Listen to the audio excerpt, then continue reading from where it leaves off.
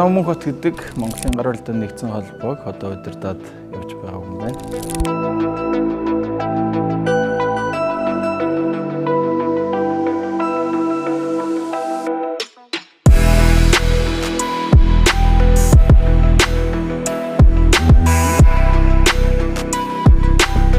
Баг байхдаа бол мэдээж хөдөө илүү биеийн хүчний ажлыг хийдэг байсан.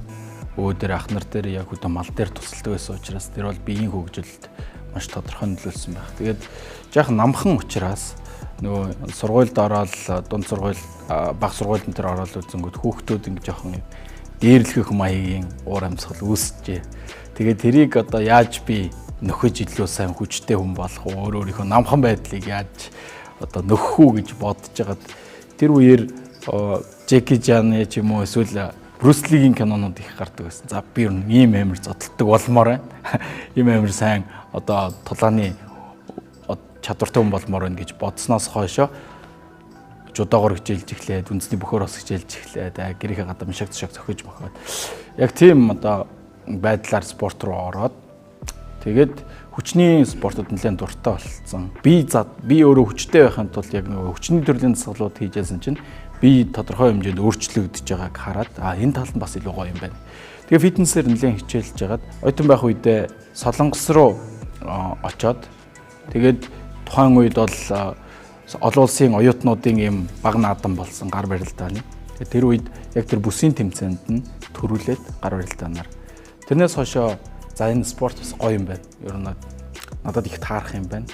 Хүч тулаан төсвөр төвчээр бүх зүйл нь одоо зохицуулж байгаа учраас дээрэс нь бас маш минимал байсан учраас тэн дээр ялалт байгуулсан мэдрэмж тэр мэдрэмжээр өөр олон тэмцээнүүдэд орохыг хүссэн. Тэгээд Солонгосоос бусаж ирсэн чинь Монголд одоо холбоо маань хараахан үйл ажиллагаагаа татан буулгацсан.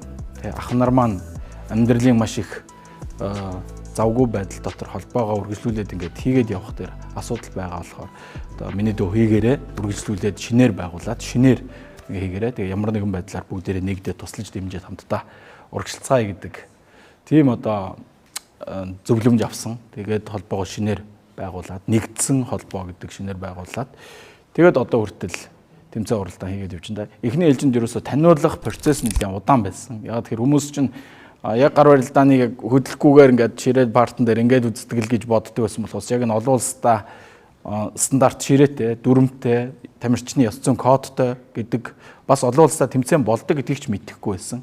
Тэгээ эхний тэмцээн анх холбооны тэмцээн дээр нэг 7-8 хүн, тэгээд 10 хүн, тэгээд дараагийн улсын аврал дээр нэг 20 хүн гих мэтээр урагшлаж байгаад одоо бол хүмүүс нэлээд спортыг мэддэг болчихсон. Бас тамирчид бас олон болоод явж байна. Монголын гар барилдаан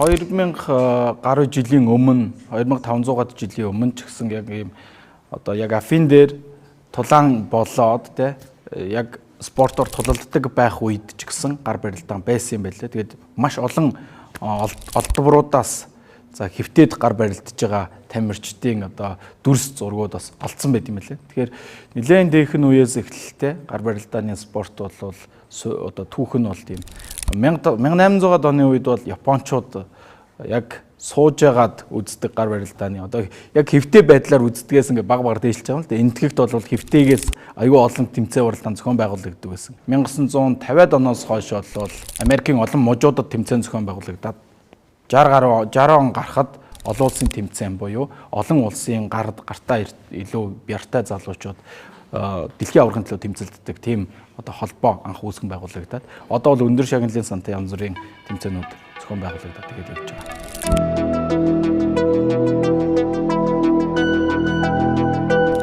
Монголын гар барилтааны холбооны дэд тэргүүн хатан төмөр байна. Ингээд өнөөдөр Аз дэлхийн цомын аваргуудтайгаа ирсэн, тамирчдтайгаа ирсэн. Би өөрөө шүүгчийн байрлал зогсож байна. Тэгээд гар барилтынхаа ширээ болон тамирчдынхаа техникийн талаар тайлбарлаж өгч байна. За, гар барилтаа гэхээр бүхэн гар барилдаж чадна. Бүхэн одоо гар барилтыг маш сайн мэддэг, хоорондоо дөндөө үздэг ойлголттой байгаа. Тэгэхдээ яг олон улсын дүрмээрээ хэрхэн явагддвэ гэдгийг би өнөөдөр тайлбарлах гэж байна. За, хоёр тамирчин маань одоо хоорондоо гар барилаа. За, энэ гар барилтааны дүрмэн дээр хамгийн чухал нэг юм ойлголт байдаг. Энэ бол тохой. Тохой бол хамаагүй тэнэд хол зайд явах юм бол одоо хамгийн том булхаа гэсэн үг. Тохойг бол хамгийн нэгдүгээрт анхаарна.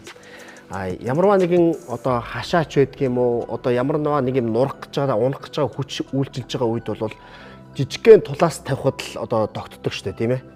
Тэгэхээр ерөнхийдөө бол эндээс асар хүч ирсэн ч гэсэндээ тохойг ингээд тулчгал юм бол дарах боломжгүй. Тэгэхээр энэ бол тохойны байрлалыг хамгийн сайн анхаарах хэрэгтэй. Тохой бол яг эндээсээ гарахгүй байх хэрэгтэй. Номер 1 нь. Хоёрт нь бол яг эхлэх старттэй эхлэх үед бол хамгийн тэгшхэнтэй байх хэрэгтэй. Эсвэл ийм үндсэн хоёр юмыг л анхаарч хэрэгтэй юм байна. Энэ эрхүү урууг одоо эхний үеийг ил гаргах хэрэгтэй. Хоёр тамирчин хуйлаа. Тэгээд яаж ч барьж болно ерөөхдөө. Тэгээд энэ нэг кист одоо энэ гарын буулгын энэ морилтыг тэгшилж өгөөл старт. Ерөөсөл ийм дүрмтэй. Дарагдах нь бол ойлгомжтой. Энэ дээр хүрлээ, энэ дээр хүрлээ. Энэ хоёрын оронд тохоо хөдлөхгүй байх нь байна. Эхлэхэд тэгших эхлэх нь байна. Ерөөсөл үндсэн ийм дүрмтэй. Жингээрээ гар барилдааны спорт бол жингээрээ явагддаг. Өөрөөр хэлбэл хасах 45, 55, 65 гэдэг жингээрээ.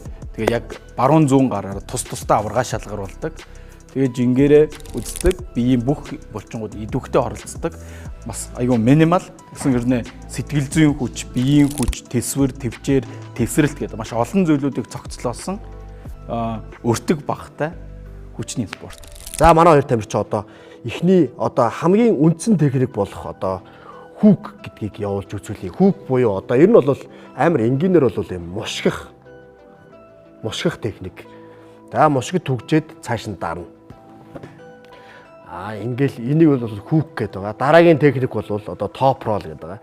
За, топ рол бол одоо энэ түрүүний хүүк явсан бол мушгижсэн бол одоо энэ бол энэ хөндийн төвийг одоо ингээд задлж ингэж одоо өөрлөгөө татаад одоо яг тийм арай жоохон дээшгээ байрлалтай гэж баг хэлж болно доо. Энэ дээр нэг юм урт шуутай хүмүүсийн хэрэгэлдэг нэг юм пресс гэсэн техник байна. За, чиний үзүүлтэй. Одоо манай хүн пресс сайн явдаг. Энэ болохоор их сонир. Одоо энэ буулгын дотор талаас нь түлхэж өгч байгаа. Тэгээ энэ дээрээс нэг ийм гурван техник байгаа. Энэ гурван техникийг ерөөдөө ширээн дээр ирээд манай энэ заалан дээр ирээд бэлтгэл хийгээд танилцж болно. Манай энэ гар барилтааны ерөөсөө яг үндсэн гол утга учир одоо хамгийн давуу тал нь бол хоёр хүн байхад л хоорондоо болчихж байгаа. Ерөөсөө тэгээд ширээ байна уу, сандал байна уу, газар байсан ч болно. Шууд өрсөлдөх боломжтой гэдгээр хамгийн одоо номер 1 онцлогтой спорт байгаамаа.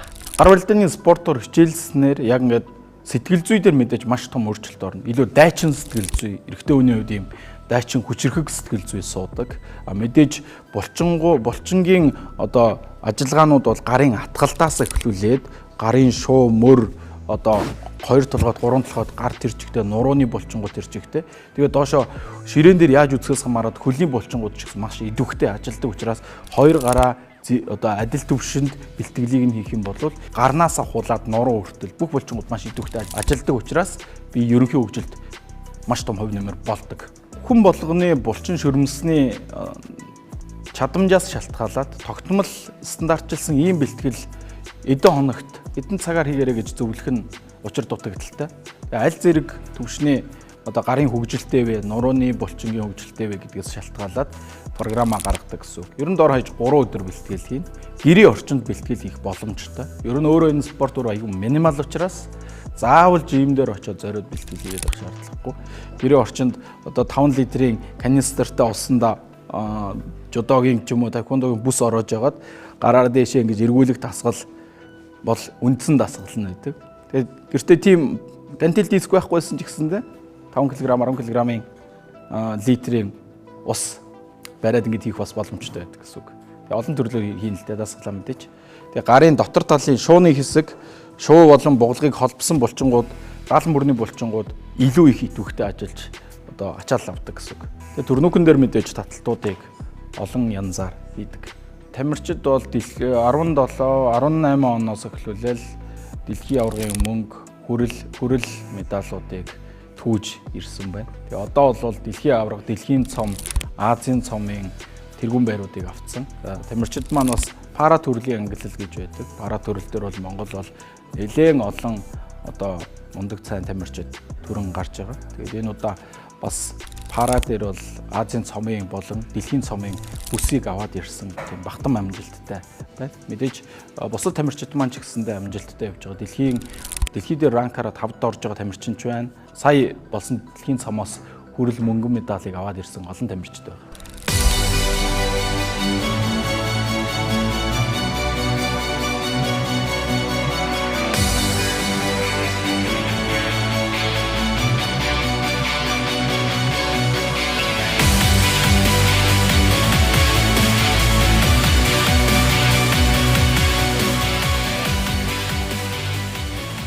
Спортын одоо холбооны бодлогууд маань болохоор бас жоохон ийм хуваагдсан байгаа зүйл нь Олимпийн төрөл ба Олимпийн төрөл бус гэдээ хуваагдчихсан. Тэгээд тэн дээр үзүүлж байгаа хөнгөлт болон ямар нэгэн давуу талууд нь маш том ялгаатай. Тийм учраас манайх хараахан одоо Олимпиад ороогүй учраас нэлээд гээгдчихэд явж байгаа. Өөрсдөө л бас ямар нэгэн байдлаар сурталчлахгүй болохгүй байгаа тийм нөхцөл байдалтай. Тэгээд бид нар бол янз бүрийн фестивалууд дээр оролцож аврах шалгаруулах тэмцээнүүд хийдэг. Мөн гадаа тэгээд дулаан орчих юм бол талбай янз бүрийн олон хүмүүс очих газар гар барилдааны ширээг аваач залуучууд маань тэндээ хоорондоо үзэхээс гадна сонирхож байгаа хүмүүст энэ гар барилдааны техник болон хүч ямар одоо байдлаар тоглодог вэ гар барилдаанаар одоо хичээлэх боломжтой гэдгийг танилцуулж тайлбарладаг. Тэгээд өөр бусад улсын аврах шалгаруулах тэмцээн, хотын аврах шалгаруулах тэмцээн, тэгээд улирал болгон одоо сонирхогчтой аврах шалгаруулах тэмцээнүүдийг тогтмол зохион байгуулад явж байгаа. Одоо бид нарын хөгжиж байгаа нийгэмд сошиал хэрэглээ маш өндөр болсон. Бид нар хоорондоо яриад ингээд нэг аян эхлүүлэхэд бэлдэж байгаа. Гар утаснаас гар барилдаа руу ялангуяа эрэгтэй хүмүүс бол ямар нэгэн энерги хүч чадал өөртөө байж идэг. Тэгээд энийг юунд зарцуулах вэ? Бас яаж хөгжүүлэх вэ, тэ? Тэр энергийг буруу зүйл рүү өгчих юм бол буруу тал руу яваад өгдөг. Тэгээ илүү зөв тал нь зайлшгүй спорт байж таараа. Одоо яг энэ технологи хөгжиж байгаа эрен үед бол ялангуяа биеийн хүчний зүйлүүдийг залуучууд их хийж ээж оюун санааны хүчтэй биеийн хүчтэй болно. Тэгэхээр яг хичээллэхийг сонирхож байгаа хүмүүс байх юм бол жижигхэн сонирхогчдын тэмцээн уралдаануудад хурж ирээд үзээрэй. Бид нар бас тамирчдын одоо тамирчин болох хүсэлтэй хүмүүс хүсэлтэй залуучууд болон сонирхогчдод зориулсан ивентүүд бас асуулт хариултын өдөрлгүүд тодорхой зохион байгуулдаг учраас тэрэн дээр ирж болно. Клубийн бэлтгэл дээр ирээд бас сонирхож болно гэж хэлмээр байна. Тэгээ гарын хүч, гараараа бид нар чинь маш олон зүйлийг хийдэг. Ялангуяа ирчүүд бол машинд суух, тийм ийшээ тийшээ гадагшаад явахад хамгийн их ачаал авах эрхтэн бол гар байдаг учраас тэгээ гарныхаа хүчээр хүүхдээч өрөг чинь дэлгүүрээс юм авчин те маш олон зүйлүүдийг ингээ гараараа хийж байгаа учраас гар чинь тодорхой хэмжээнд бяртай хүчтэй байх хэрэгтэй.